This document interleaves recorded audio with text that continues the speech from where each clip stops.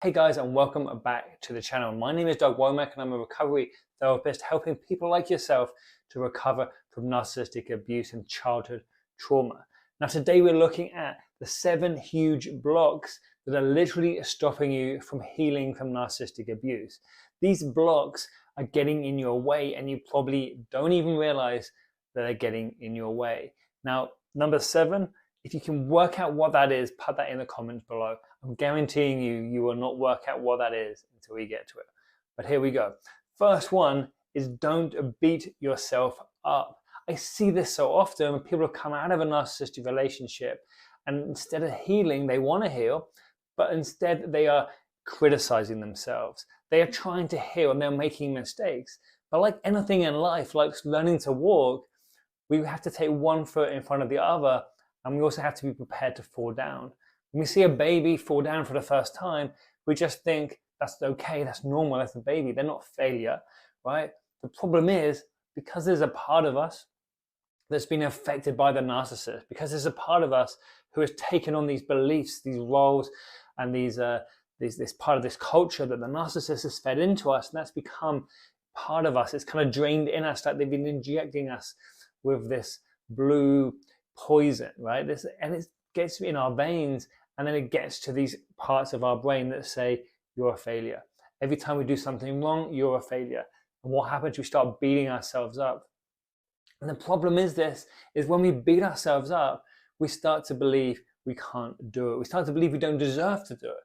And we tell ourselves these limiting stories. We tell ourselves that we do not deserve to heal. We tell ourselves we can't heal. All of this stuff is just beating ourselves up. We're just doing what the narcissist wants us to do. We're just taking the narcissist's words that they've said to us, and now we're saying them to ourselves, even though we've left the relationship.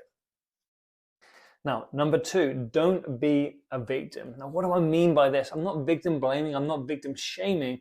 I'm not saying there's anything wrong or it was your fault in any way, shape, or form because something happened to you, because you were a victim.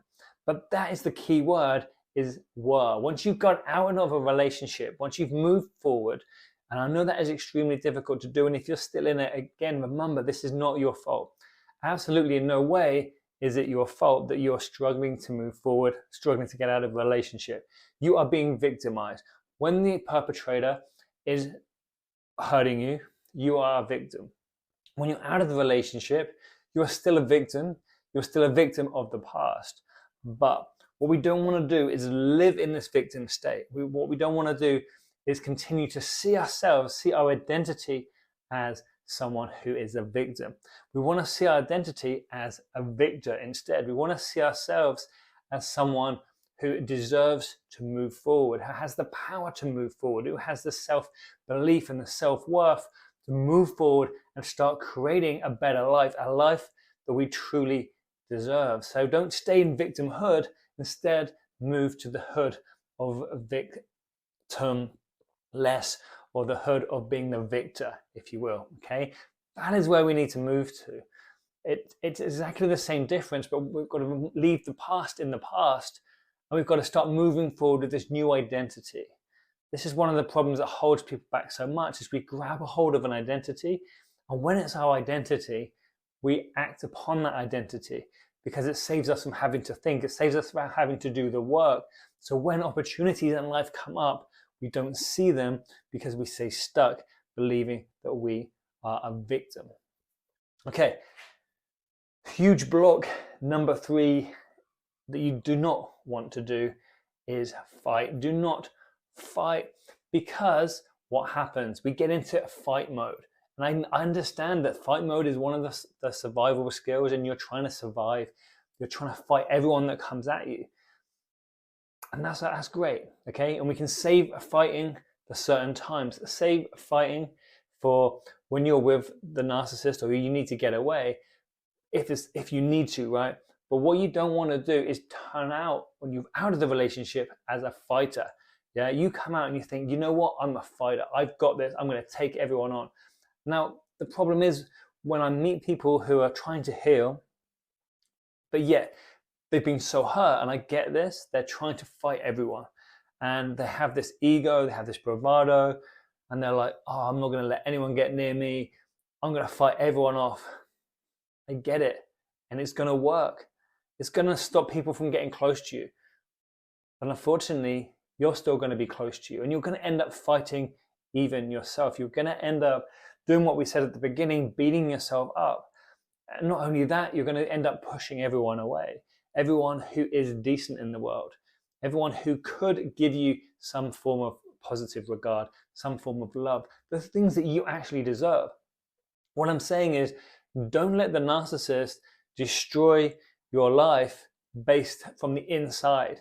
Okay, I know they've got inside, right? I know they've become part of you, but we need to get that part out, that narcissistic fighting part, and take it out and say, we do not need that anymore. Okay, or trust ourselves even better. Trust ourselves that that part will come when we need it. If you do need to fight, if you do need to block people and all that stuff, all that good stuff, it will be there for you. But taking on the role of being a fighter, yeah, constantly fighting, constantly fight, putting up this armor, it stops you from ever being vulnerable. And I'm not saying be vulnerable to the world, but being vulnerable to yourself, because only when you're vulnerable to yourself, you can start to look inside.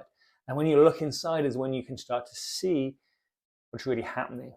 See where the triggers are. See what it was that attracted you to the narcissist.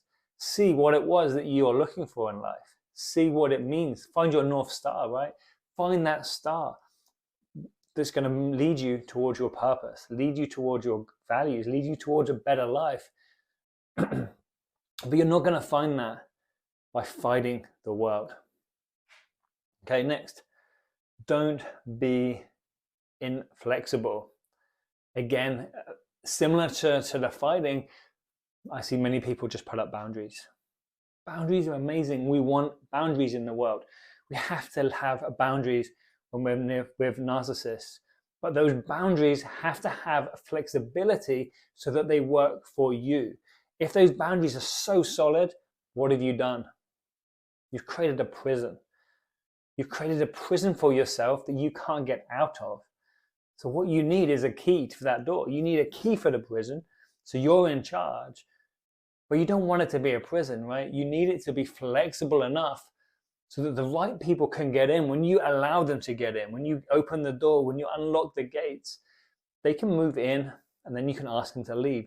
That's the kind of boundaries we want. We don't want inflexibility, yeah? Because when we're inflexible, we're living the same way a narcissist is. We're living in the same way a narcissist is, and we're literally just looking at everything from black and white. We're looking at it through a narcissistic perspective of good and bad, or bad and good, or whatever we want to see the world. And the problem with that is we don't see all the colors of the rainbow. We don't see everything in between. We don't see all the options that are available.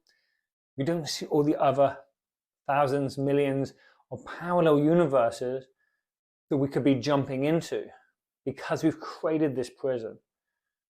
Now, again, if you're with a narcissist, this is different. If you're with a narcissist, you have to have boundaries. They have to be extremely strong boundaries. And maybe you're going to build a prison because it's the safest thing when you're actually being attacked. But when you're out and you're trying to heal and you're trying to understand why I can't heal, but yet you've got all these boundaries up, it's like wearing a suit of armor all the time. It's going to weigh you down. Next, do not live in lack. What does it mean to live in lack? Well, lack is the opposite of abundance. If you're living with abundance, things come to you. You allow stuff to come to you. If you're living in lack, you always think there's not enough. You always think you're not worthy. If you think about money, you think, I don't have enough money to pay for my therapy. If you think about love, you think there's not enough love in the world. No one will ever love me. If you think about food, you think I need to eat more, and you put on weight when you don't need to, right? Because we're living in lack. Like, what happens tomorrow? What happens tomorrow? I need to save some. I need to collect more. I need to be more because I'm not enough. When we live in abundance and we realize that this is an infinite possibilities, an infinite world, an infinite amount of goodness that can come to us. I know it hasn't, and we're living based on preconceived ideas. And that's why it's impossible to just give up like that and just be certainly like, okay, I'm going to open up to the world and expect it to give me what I need. It doesn't happen when you've been living in a narcissistic family or a narcissistic relationship. And yes, it sounds like that this is kind of going against that whole theory. But again, it's allowing yourself to be able to receive the good stuff in life, allowing abundance to come to you, not just pushing everything away, just believing, keeping your head down, saying, I'm living in lack. I just need to collect and collect and collect because I don't have enough. Because what happens then is when you're doing that, you miss the opportunities. You miss things around you. You miss people around you. People who actually want to help you. Next one, don't make decisions from yesterday.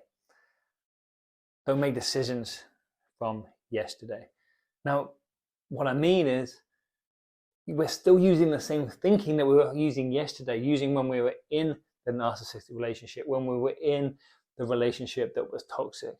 If we're still making decisions from then, we're going to make decisions that aren't helping us today or aren't helping us guide us towards our future, because those decisions are based solely on survival.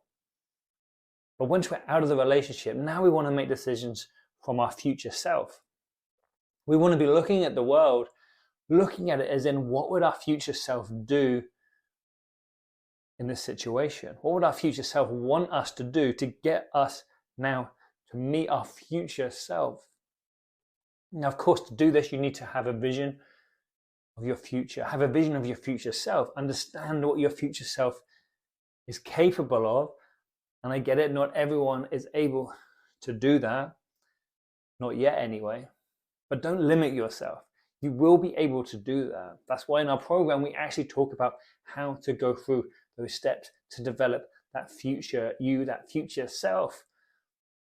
So we can start looking back and making decisions that benefit us going forward, but while still living in the now.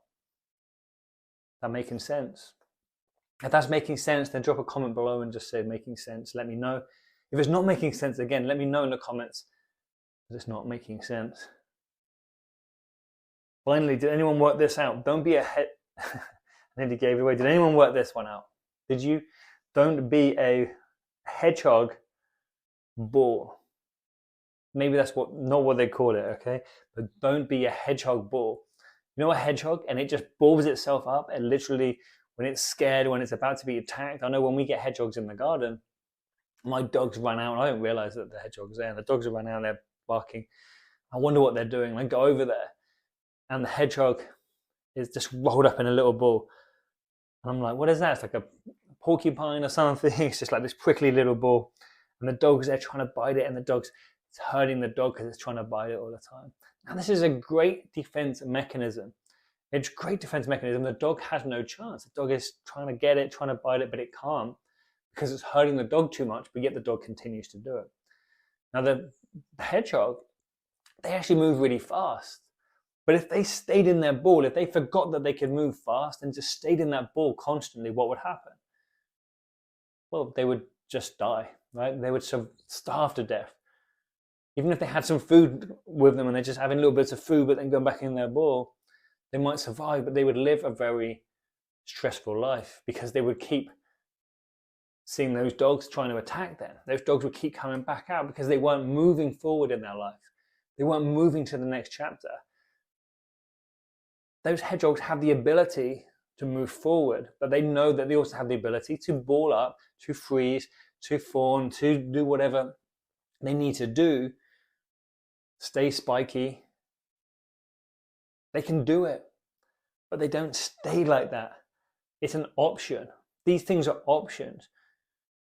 And this is where we need to get to. We need to get ourselves into a place where we start to realize that life is about options. But we're not living out of the survival brain constantly anymore. We start living out of the learning brain.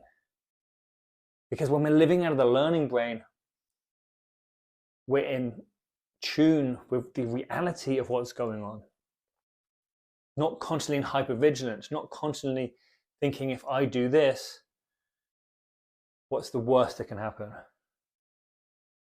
We're aware, we have awareness, we have wisdom from the learning brain. We can get through this, and we get, actually, people who get through narcissistic abuse and get to the other side, yes, they go through pain, they go over a lot of obstacles, but they actually feel super, super full of resilience, super full of wisdom, super full of empowerment and self-knowledge, self-awareness, stuff that they can pass on to their children because they've been on the journey. That journey, the hero's journey, if you will like. You know, the hero's journey when they start off in this place is not nice. They know they have to move, they have to get out of that place. And then as they get down and they get into those deep, dark caves where the fear is, they know that they are scary, but they know they have to go through that fear to get to the other side. And when they come out the other side, they see the world differently. And now they come back into the reality that is the world. But now they're coming back at it higher up, at a higher plane, a higher level, an awakened level.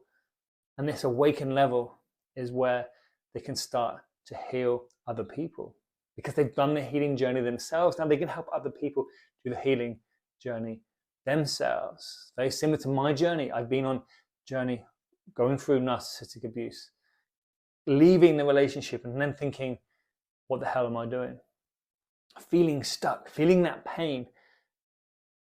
But it's only when I went through that pain, continue to go through that pain and get to the other side.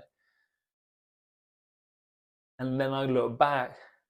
Looking back is what gave me the confidence. Didn't have it before. I had it looking back. I had it afterwards. And maybe we've got to go through a few of these cycles. That's okay too. As long as we keep moving and don't be a hedgehog. So on that note, guys, please follow the channel. Please leave a comment below if you're ready to not be a hedgehog. I'll see you on the next video. Namaste.